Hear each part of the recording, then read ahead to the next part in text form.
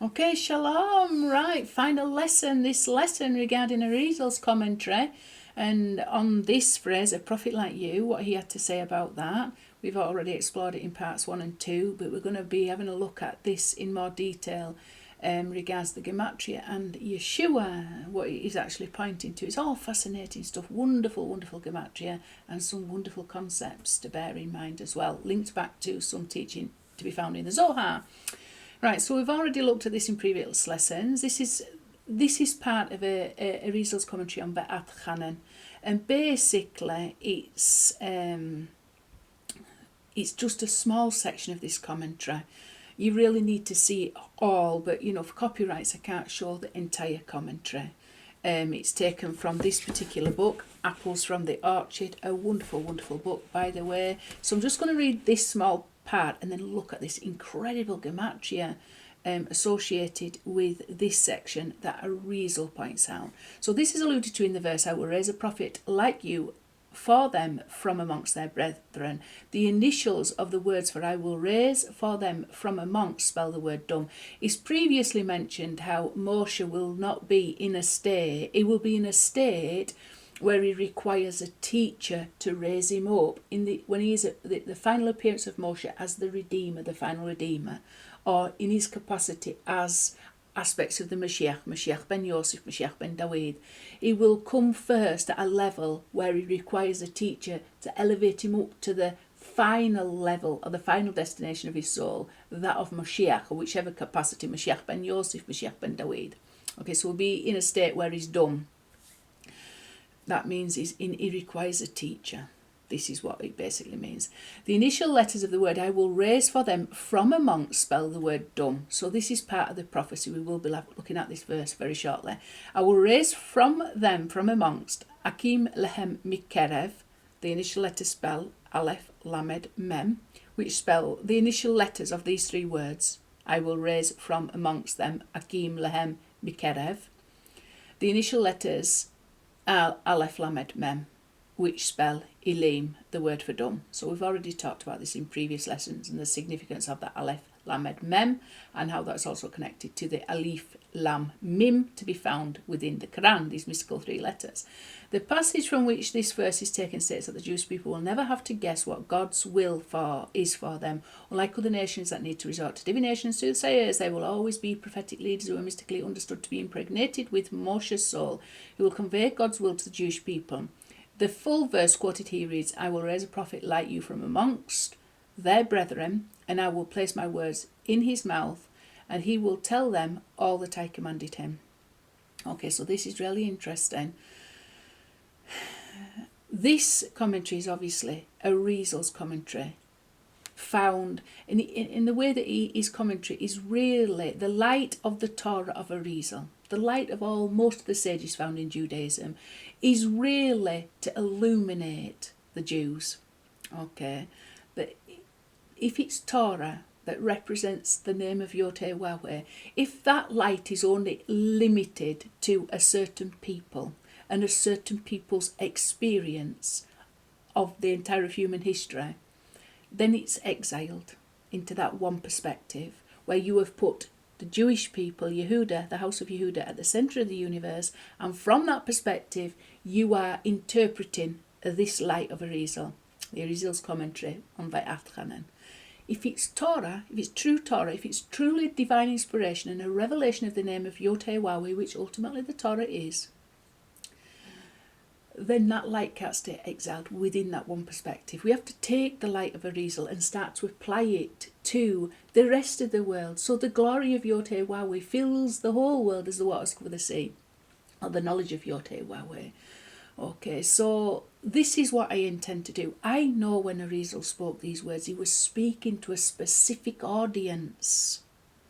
Okay, but this was never the intention of Yod-Heh-Wah-Weh. Because if it is true Torah, true divine inspiration, and it's truly revealing the name of Yod-Heh-Wah-Weh, then we can take this light and illuminate the rest of humanity's human experience also, and what has really happened throughout human history. And that's what I intend to do. And I know there's some conflict because people will think, oh, Arizal never intended that.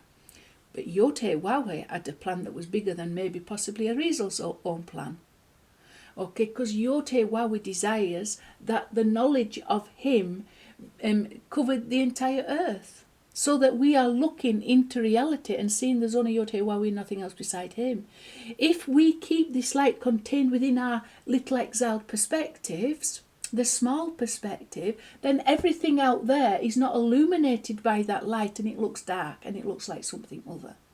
So we've got to liberate the truth. We've got to liberate the name of Yod-Heh-Wah-Heh. We've got to liberate the Torah, so that light illuminates the entire of this human experience that we've all experienced, the entire of human history, so that all we can perceive is the light of Yod-Heh-Wah-Heh and nothing else beside him.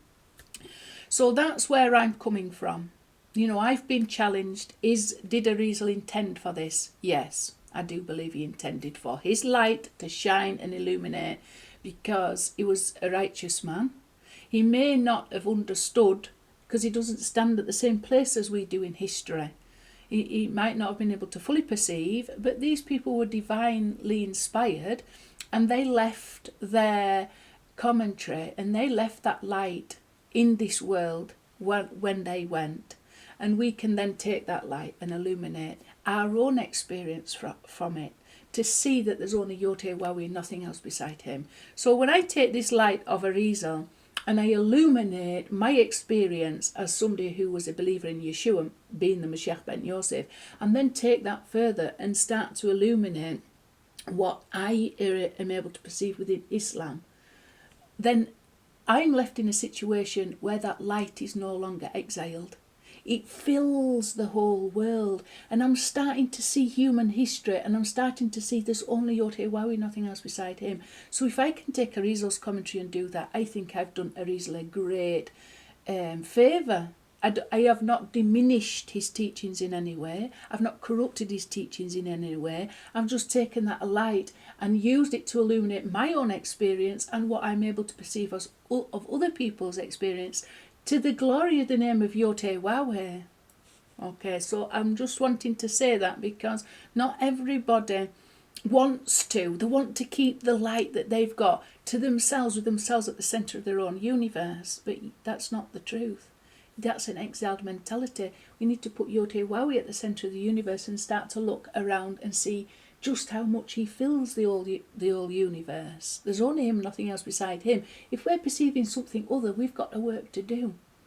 Because the other is only an illusion, that is because that light that we have got has not reached that destination yet. And it's for us to allow that light to shine and permeate all of reality, all of human history, all of human experience, till we know for definite there's only Yod-Heh-Wah-Heh and nothing else beside him at all. So let's go and have a look. So I've got this verse: I will set up a prophet from amongst their brothers like you, and I will put my words into his mouth, and he will speak to them all that I command him. Deuteronomy 18:18. So let's have a look at what Arizal said then. These three words that spell Aleph, Lamed, Mim, and the initial letters are Aleph, Lamed, Mim, that spell Alim, Dum. It comes to 568, regular 127. So we're going to be looking at these two numbers. We've previously looked at some of the other numbers. Let's start with these two. So straight away, massive connection, because we've got this ordinal of Yeshua filled out to the highest level possible, where the Vav is filled with a Yod. Comes to 127 ordinal. Also, this is Yonah filled out. Yonah is the sign that Moshiach ben Yosef gave, the only sign to a wicked and adulterous generation. Our generation, by the way. Because why are we wicked and adulterous? Because we, well, for lots of different reasons, but we are not faithful completely to the name of Yod-Heh-Wah-Heh. We don't serve him faithfully.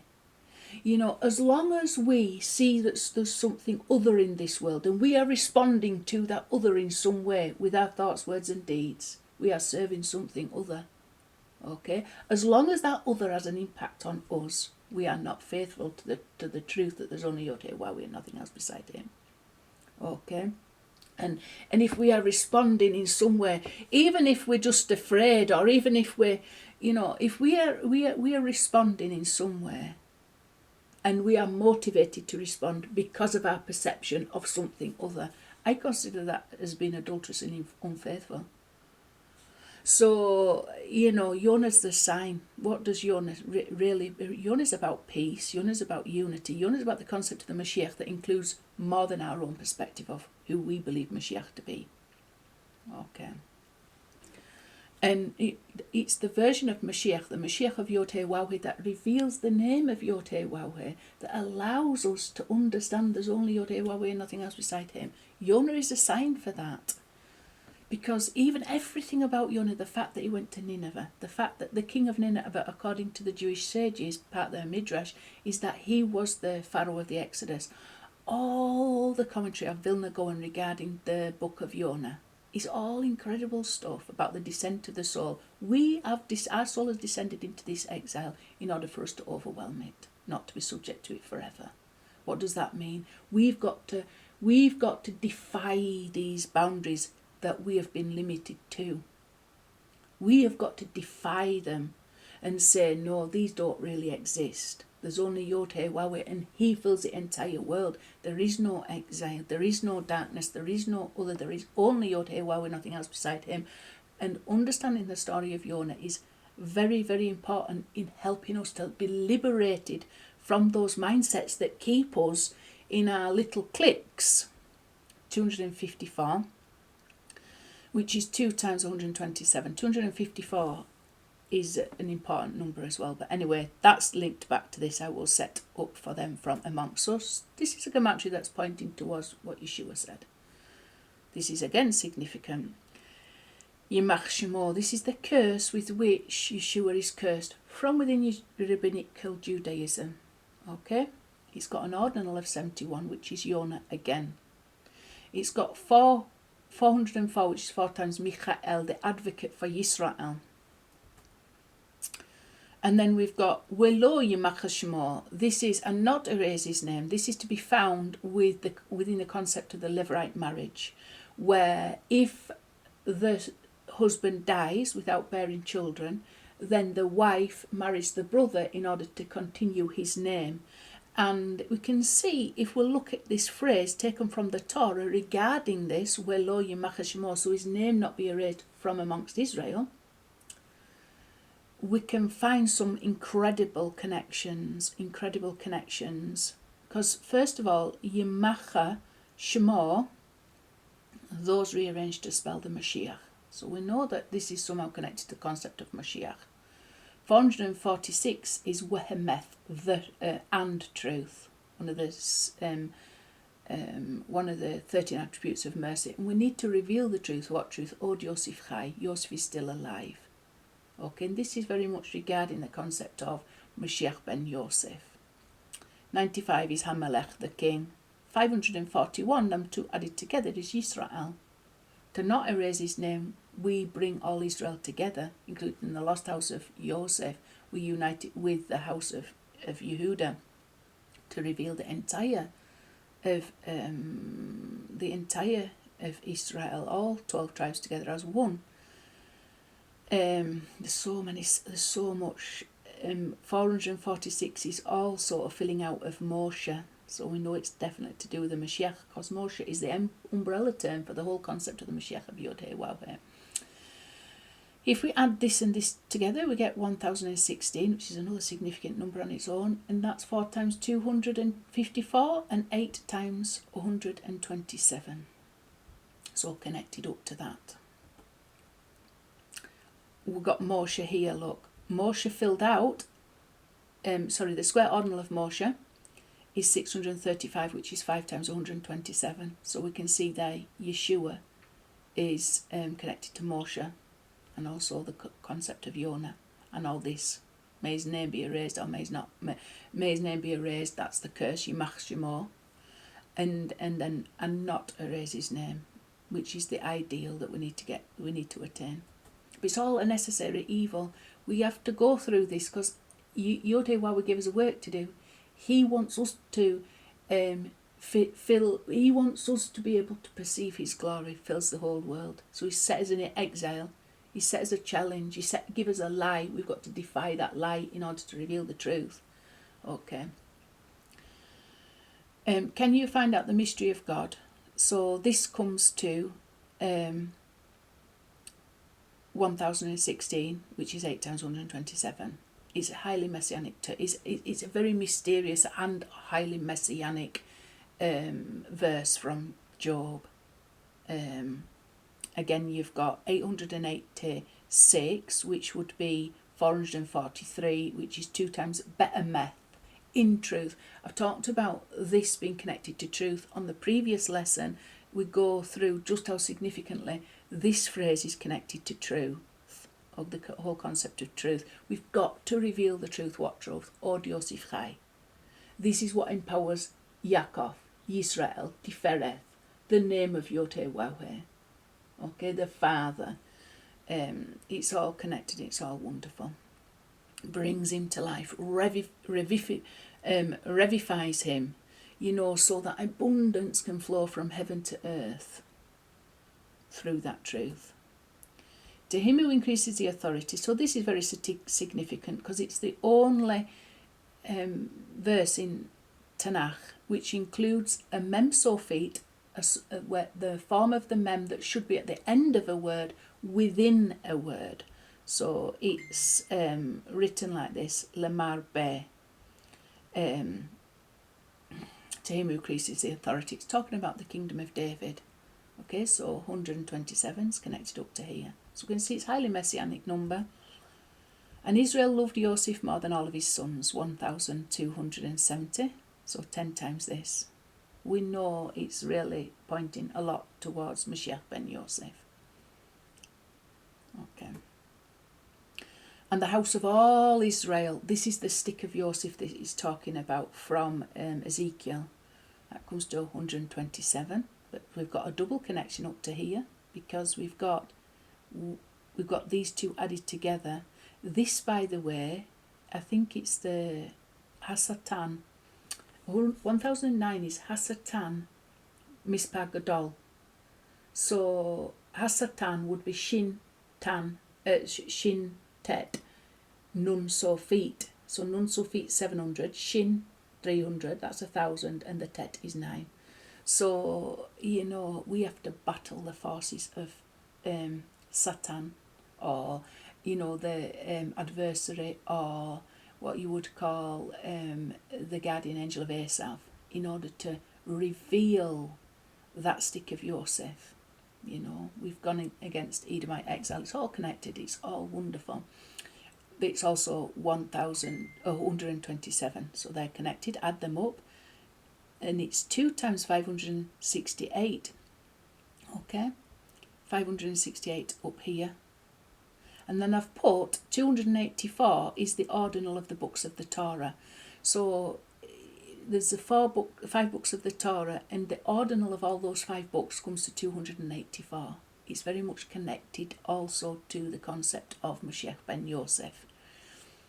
Done previous lessons about that. Then we've got 2 really wonderful and beautiful verses that also contain this 127, multiples of the 127. We've got he uncovers deep things out of the darkness and brings to light the shadow of death. That's again from Eov or Job 12:22. And that has got a regular of 2032, which is 16 times 127. All kinds of powerful messianic numbers in there. Got the 157, which is Nukva. Got 139, which is Yonah Hanavi. Got 331, which is Ephraim. Okay. And a lot of significance there as well. Okay. Can't remember that now. And then we've got this connected to the whole concept of the leper Moshiach. This shall be the law of the person afflicted with Saharat. On the day of his cleansing, he shall be brought to the Kohen. Comes to 24 times 127. Okay. So we know, I've done previous teachings. I've got a lot of wonderful teachings on the concept of leprosy. And it's absolutely wonderful. It only points to one thing, that Yeshua is the Moshiach, and he's the one that's the leper. Okay. So let's go and have a look at this. A few more different numbers then. So, and the stick of the house of Israel is this. We've already looked at that. I've just put that it's the ordinal books of the Torah. But it's also, I had to include that twice because it had a double connection, didn't it? The 127 plus this 568. We're going to be looking at this 568 now. So this, because this verse included both those numbers, I've put it in twice. So we've got this as well. Ha'ot Seitane, and take me out. This is one of the words uttered by Joseph whilst he was in the prison to the cupbearer, and it showed a lack of faith because he wanted to, and take me out of here and remember me to Pharaoh. All these numbers are very significant. 650 is the square ordinal of Joseph. 82 is Moshiach ben Dawid, the ordinal of Moshiach ben Dawid. 568 is 8 times Yonah. It's highly, highly significant Gematria. It's all pointing to the concept of Moshiach ben Yosef, and all pointing to Yeshua being the Moshiach. And then these are the 5 books of Torah, the ordinal of the 5 books of Torah, added up to 184, 4 times 71, 4 times Yonah. Again, we've got Yonah comes up all the time, over and over again. This is quite interesting. This is Yaakov to the second filling, but when Yaakov, the nun doesn't include the Vav, doesn't include the truth. Okay, so Yaakov is missing the truth, Od Yosef Chai. And as we can see, when he's missing the truth, the ordinal of that is Yeshu. Because Yeshu is in a diminished state with his name cursed, missing the letter Ayin, so we don't see the truth. Ayin means I. And this is Yaakov in a very diminished state. He needs reviving with the truth. He needs to get that truth of the letter Vav. Where does the truth come from? Talked about this last lesson. The letter Vav is represented by the entire world of Yetzirah. Now we've got to return to Shuv HEIR, return back to where we fell. We fell from the world of Bria, from the Garden of Eden, which is in the world of Bria. Okay, so we've got to return, and that distance between where we are at and return is the world of Yetzirah. And there's different ways of representing that. Some would call that Moshiach ben Yosef, the firmament between heaven and earth. Some would call it Metatron. Some would call it Mount Sinai. Some would call it the Sulam, the ladder. That's how Jacob perceived it, the ladder between heaven and earth, with the angels of exile ascending and descending upon those rungs. We've got to battle those forces of exile in order to ascend. And this is represented by the letter Vav, which is representing the truth. Okay, the letter Vav represents the truth. It's what's given over to Yaakov from Eliyahu Hanavi, who reveals the truth regarding the concept of Moshiach and Moshiach ben Yosef, along with Yonah Hanavi. These are all spiritual phenomena that we've got to connect to. So 5 times in Tanakh, Eliyahu as a missing Vav. 5 times in Tanakh, Yaakov as a additional Vav. This is the truth that's given over to Yaakov. And there's all kinds of ways why that Vav is connected to the concept of truth. It's, well, for a start of it's the 6th letter, and 6 times 6 is 36, which is the ordinal of Emeth. But there are other more significant things. I've talked about it a lot. So we've got to give the truth. The truth of what? Od Yosef Chai. Yosef is still alive. And when Yeshua is in this state of cursed, and diminished, is in a state of death. Yaakov is missing the truth. And we can see from the letter Nun that is without a Vav, that's indicating that. But this is also connected to this. I will set up for them from amongst. So talking about this prophet that's to come, we're not ever given the entire truth regarding the concept of Moshiach within any of the major religions. In Judaism, there's not the whole truth revealed. In Christianity, there's not the whole truth revealed. In Islam, there's not the whole truth revealed. We have got to wrestle with these exilic forces in order to find that truth. We've got to ascend up that ladder of Yetzirah and battle all the spiritual exilic phenomena that prevent us from accessing and gaining that truth from this experience of exile. It's for us to do that. That's our work to do.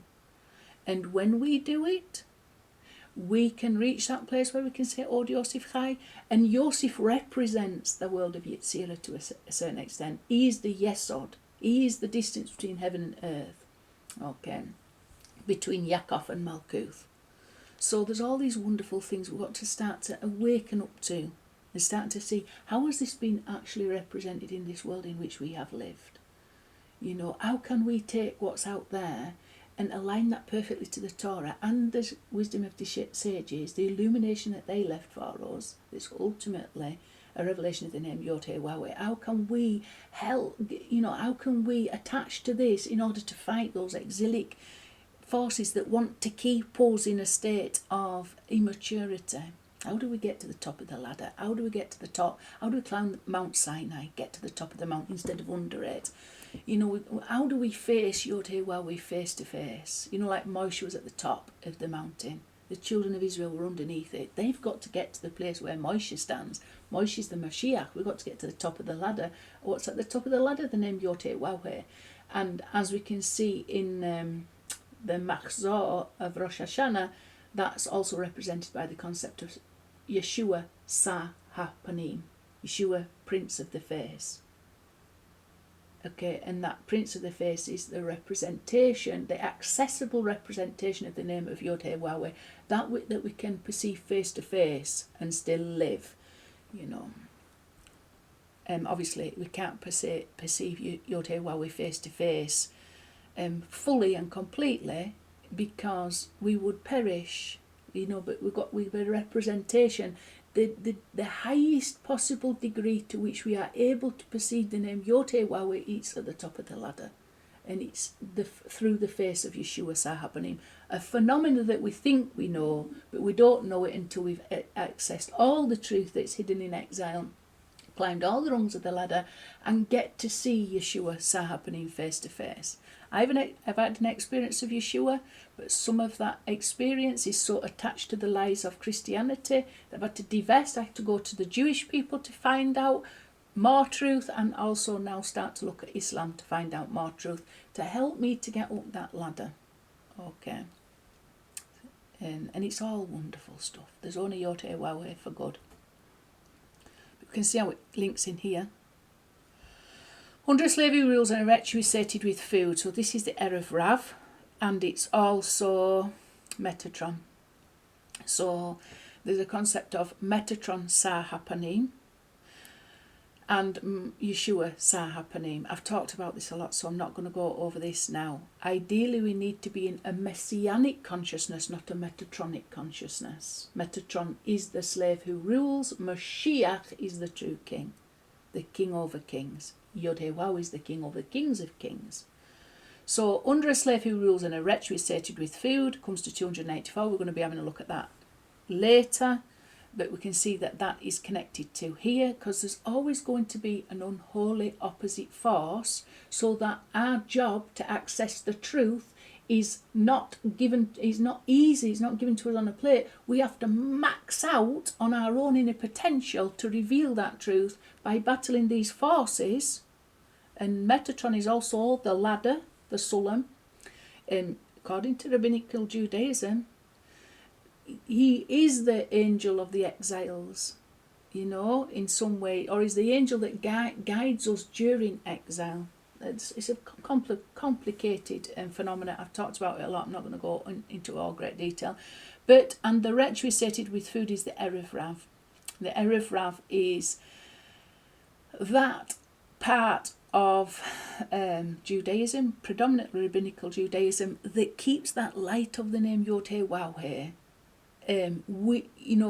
limited and exiled to basically just Judaism. It's a force that's got to be overcome. It's a force that's got to be overcome, and it's not just that. It's a massive evil that we've got to battle with and overwhelm in order to access the truth that it is concealing and hiding. Okay, we've got to get that light out, get that revelation of the name Yod-Heh-Wah-Weh out, so that it fills the entire earth. So it's no longer exiled, it's redeemed. The light of his name is going to be redeemed. Who has got the light of the name? Well, Erev Rav and metatronic consciousness is that almost false Messiah consciousness that keeps this light exiled in a small perspective rather than in a big perspective. Right, so let's have a look at this then. So I will set up from them, I will set up for them from amongst. Right, let's go and have a look at what number. So, and God has made one opposite the other. So this is the Mishneh Gadol 1688. There's always going to be a true Moshiach and a false Moshiach, because it's our work to differentiate between them. You know, to reject the bad and choose the good. Okay, so in this world at this time, or what we would call the, you know, when we're in the tree of knowledge of good and evil, which we're in our fallen state, there's always going to be one opposite the other to maintain free choice. So that if we want to choose exile, there will be, you know, that choice is real and available to us, because there's always one opposite the other.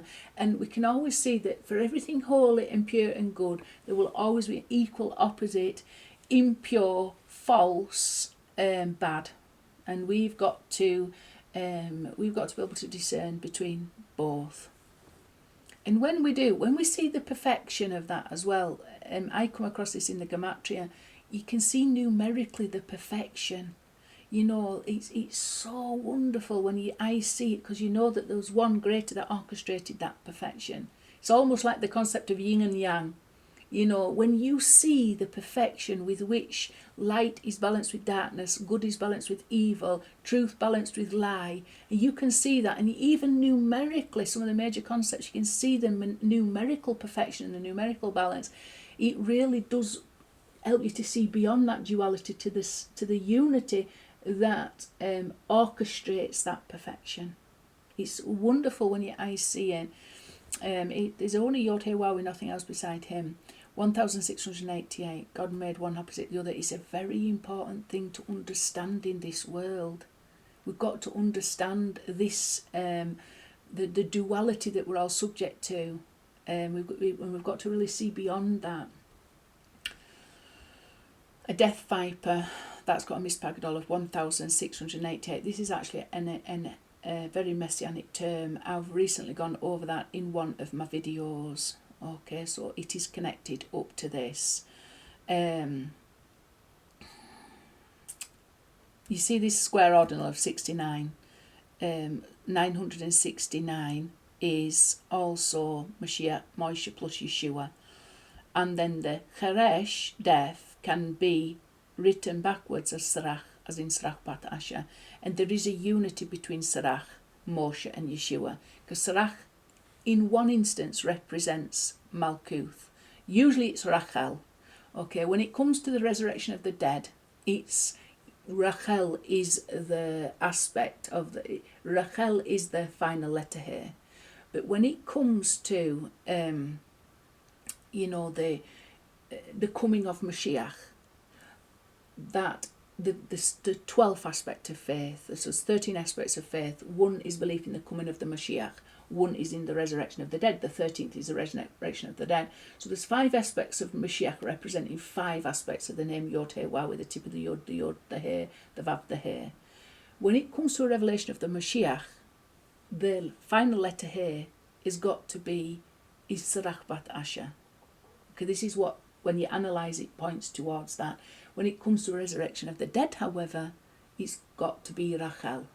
Okay, because she was the one who died, you know, and you know, she's got to be resurrected from that dead, but it's all connected. The numbers show that. I've gone through that previously. I did a lesson on Sarach Bat Asher and Rachel, and it's very interesting. Okay, it's a very interesting concept. I can't go through it now. So Patan is connected to Moshe and Yeshua, and Cheresh is connected to Sarach Bat Asher. Sarach Bat Asher represents Malkuth. Moshe represents Tifereth. Yeshua represents Yesod. So you've got that connection, Tifereth, Yesod, Malkuth. Okay, it's a very important connection. It's like the Aleph. Okay. Together, the whole square ordinal comes to 1,874, which is exactly the same as the regular and ordinal of this plus a kalel. And it's nafshi tastir ponecha. And as you can see, the initial letters spell patan for viper. Okay, my soul, do you hide your countenance? That's Psalm 88:15, verse 15. So we can see that's connected to the square ordinal here.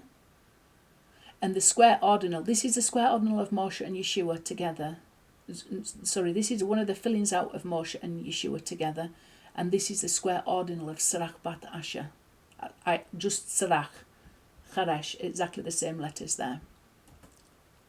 And we can see here, that's the 446 that I previously mentioned, We'emeth and truth. That's the first filling out of Moshe.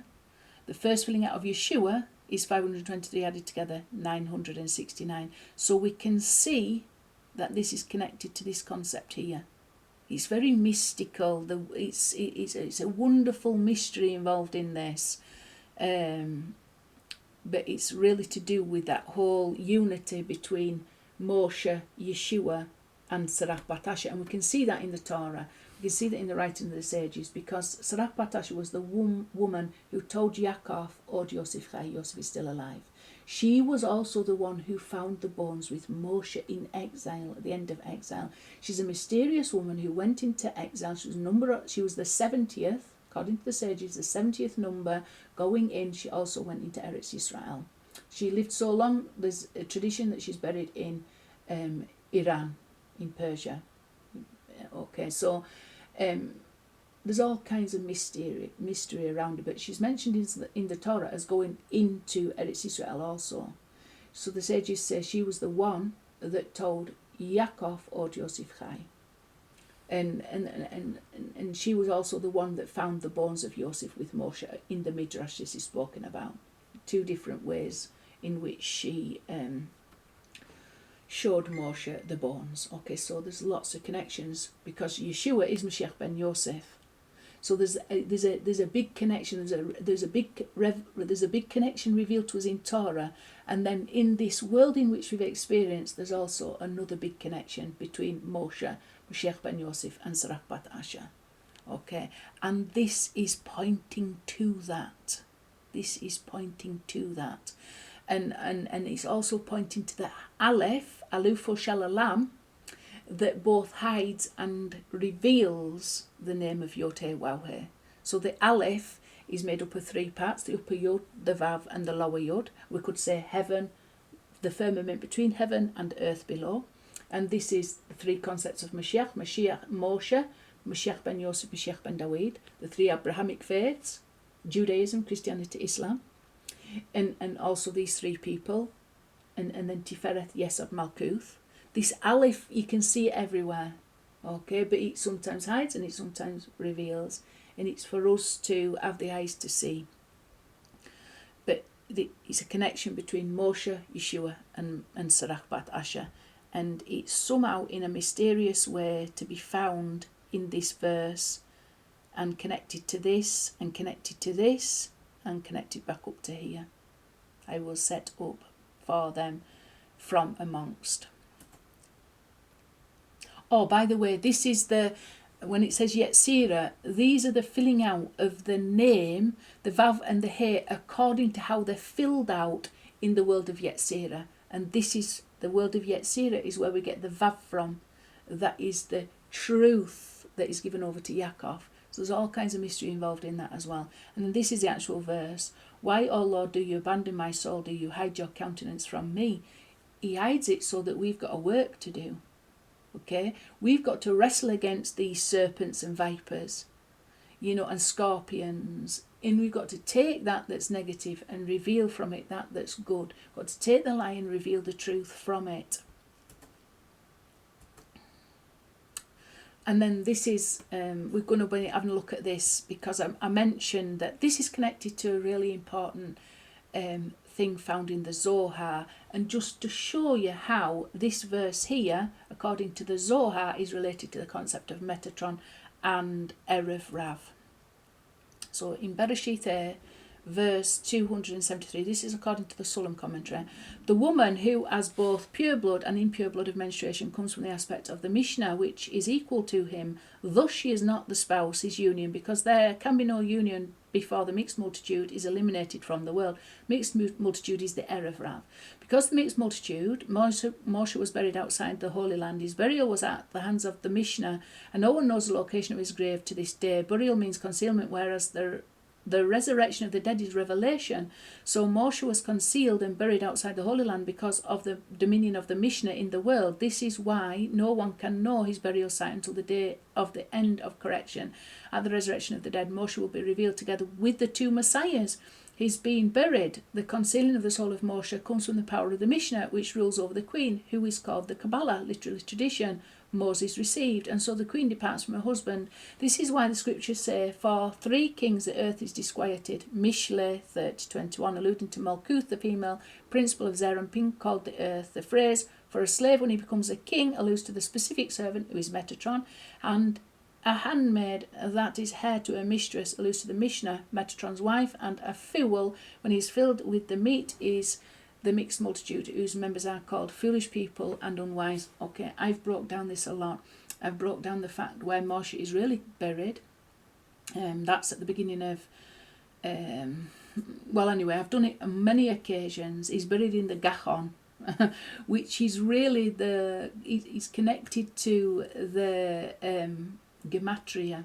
It's connected to the Remez interpretation of the Torah, because it's connected to the Gihon River, which alludes to the Remez interpretation of the river. There's 4 rivers, 4 interpretations of Torah. The Pishon is the literal interpretation. The Remez, the Gihon is the Gematria. If you go through the Gematria, I've done teachings about it. It's all about the literal interpretation of the Torah being in a state of diminishment, because it doesn't have infused within it the secret inner meaning of the Torah, which is a revelation of Moshiach ben Yosef. There's all sorts of stuff in here that I've done on numerous videos. There's so much in here. The whole concept of Metatron, the whole concept of the concealment of where Moses is actually buried. Moses is buried in Jerusalem. The Gematria reveals this. Okay, so I've gone on over that, and it's buried in the Gachon, which is really the Gihon. It's connected to the Gihon. Where is the Gihon spring? There's a Gihon river, one of the rivers that came out of Eden, split into 4, but there's also Gihon spring in Jerusalem. So, and this is the place where the king was anointed. I think is it down at the Gihon spring. I've gone through all this before. But there's so much in there. I really can't go over it now. But if you've come across my teachings before, when I've gone over this concept of the mixed multitude, the concept of Metatron, the concept of where Moshe is buried, and I have on numerous occasions the whole concept of the different levels of interpretation of the Torah, the 4 rivers, and all these things are all incredibly rich revelation that's pointing to the whole concept of Moshiach, and allowing us to break free from these slave mentalities, where we're not serving a slave who rules. We are elevated up to perceive Moshiach rather than Metatron, and we're also break free from this influence, this Erev Rav influence that tries to hijack that light and keep it from shining into the whole world and illuminating the whole of human history for us, to reveal that there's only Yod HeWawi and nothing else beside him. And with that, I will say shalom. I might put some references up to, I might try and put some references up to topics regarding that last part of the Zohar. If I can find some links, I might copy that into the description. So look out for that. I might not be able to do it straight away, but I might go back and put some links in. If you have enjoyed this, please share and subscribe. Thank you.